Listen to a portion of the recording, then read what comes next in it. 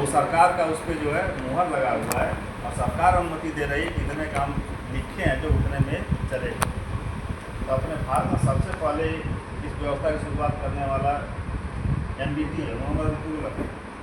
आप पूरी तरीके से असफल निकले क्योंकि उसके पास प्रबंधन नहीं है। आज हम सफल क्यों हैं? क्योंकि हमारे पास प्रबंधन है। नहीं तो उस तरह से करना होता तो मान लो सब लोग मशीनों खरीद लेते हैं। चलिए यहाँ क्लियर हुआ। अब संसाधनों का यूज हम कैसे करें? जैसे मान लीजिए आप लोग भी देखो कि समय आप लोगों के पास एक संसाधन है। जो स्टूडेंट है उसके लिए संसाधन क्या है? समय ही तो है।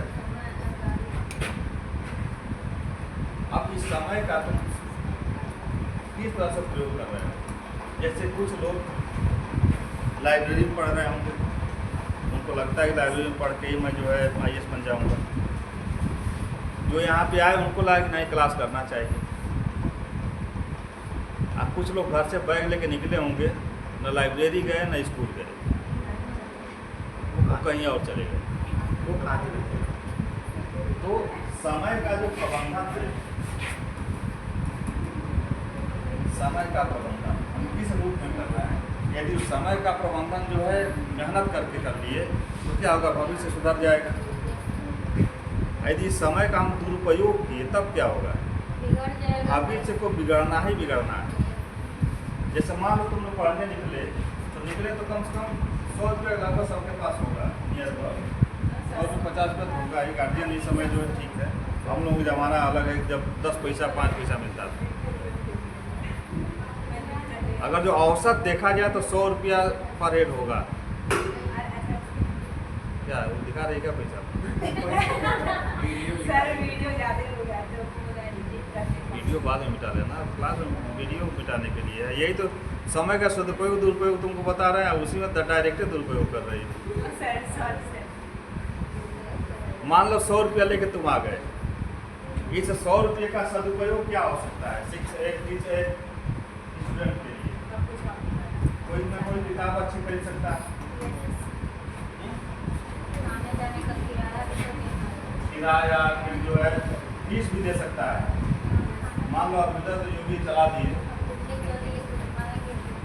लेकिन कहीं लगे कि प्राइवेट कोचिंग में कोई टीचर बहुत शानदार पढ़ा रहा है, विकास देवकीर्ति आ गया पढ़ाने के लिए, वहाँ फीस भी दे सकता है। इस 100 रुपये में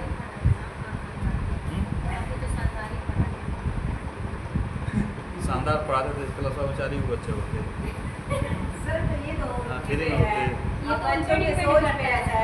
तो इसका मतलब तुम हमको फिर दोगी क्या? ये बात सही। मान लो 100 रुपये में किताब खरीद लिया, फीस दे दिया, कुछ भी किया, ये क्या हुआ? सदुपयोग हुआ स्टूडेंट के लिए।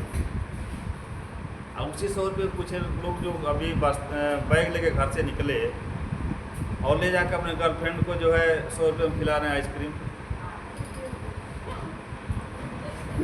तो स्टूडेंट के लिए उस पैसे का सदुपयोग है कि दुरुपयोग?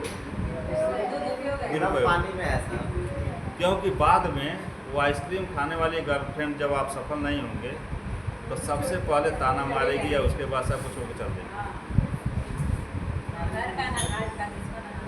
तो इसलिए आप लोग समय का सदुपयोग करो, दुरुपयोग करोगे तो दिक्कत है। चलिए अगला, अर्थशास्त्र का वर्गीकरण। कौन तीसरा? तीसरा वही है ना, उसी 100 रुपये कोई आइसक्रीम खिला रहा होगा कहीं ले जाके। एक एग्जाम्पल है, लेकिन इसी तरह से अर्थशास्त्र ऐसे ही चलता है। इस तरह से सोचो तब अर्थशास्त्र आएगा। उनका भी दुरुपयोग है। यदि 100 रुपये पाई है, उसको नीड है किसी किताब की, किताब ना खरीद के किसी को आइसक्रीम, लेकिन ऐसा होता नहीं, समझे? यदि वो देने भी गई ना, तब ये जो मजनू लोग हैं अपना कलेजा निकाल के बेच देंगे तुरंत, वहाँ मर्दानगी आ जाएगी ताकि लड़की के पैसे से हम कैसे खा सकते हैं। सब दे तो मेरे और वही लाते। लड़की जब पत्नी बन जाएगी ना, हाँ। तो शराब पीने के लिए उसका पहले निकाल के भाग जाएगी। नहीं तो केवल हम तुमको टारगेट कर रहे हैं तो ये सही था। गाँव में देखो ना, हर गाँव में तो एक दूगो इस तरह का नमूना है सब। उन सब को औरतों के पैर में पायल तो पायल में बिछुआ नहीं बचा है, सोए सोए निकल के ले भाग जाते हैं उससे। सर वो जो होता है जो लव मैरिज होता है बात यहाँ से होता है, वो अरेंज मैरिज होता है। ऐसा है ना,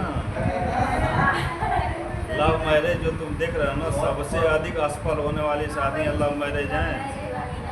अरेंज मैरिज जो किसी तरह से लड़के लड़की जो एक दूसरे को झेलते झेलते लेके पहुंचा देते हैं अंत समय तक। और जब बच्चे लड़के बच्चे हो गए, थोड़ा बड़े हो गए, तो उसके बाद सब कहाँ, उसका भी विकल्प खत्म, इसका भी विकल्प खत्म। और वो भी कहीं नहीं जा सकती, ये भी कहीं नहीं जा सकता, इसको भी कोई नहीं पूछेगा। सर तो उसमें माँ बाप का डर जाता है ना, अरेंज वाले में। माँ बाप का तो क्या? जाए, छोड़ देगा तो जाएगी नहीं जाए। नहीं नहीं, अरेंज मैरिज में बहुत चीज़ें जो है काउंट करती हैं। बहुत बढ़िया होता है, इसमें सब सिर्फ झूठ पे ये पड़ता है ना। ये केवल झूठ की इमारत होती है। कोई आशिक बताओ जो अपने जो है मासूका से झूठ न बोलता, या वो मासूका आशिक से झूठ न बोलती जो है। घूमना था नहीं क्योंकि अगर चलेगा ही नहीं। क्योंकि आज का प्रेम जो है, आज का भौतिकवादी युग है। अब भौतिकवादी युग में जो एकदम सच्चा निस्वार्थ भाव वाला जो प्रेम होता है ना, वह नहीं होता है। उसको कोई पूछेगा ही नहीं सर। निस्वार्थ भाव का प्रेम कभी नहीं होता है भौतिकवादी युग में। ये भौतिकवाद, यहाँ वस्तुओं से प्रेम होता है, और उससे प्रेम किया जाता है जो वस्तुओं को ला सके। सीता राधा मीरा इस समय पैदा नहीं होती, और सीता राधा मीरा नहीं पैदा होती इसलिए क्योंकि यहाँ राम और कृष्ण भी नहीं है। राम कृष्ण नहीं है, राम कृष्ण जरूर है।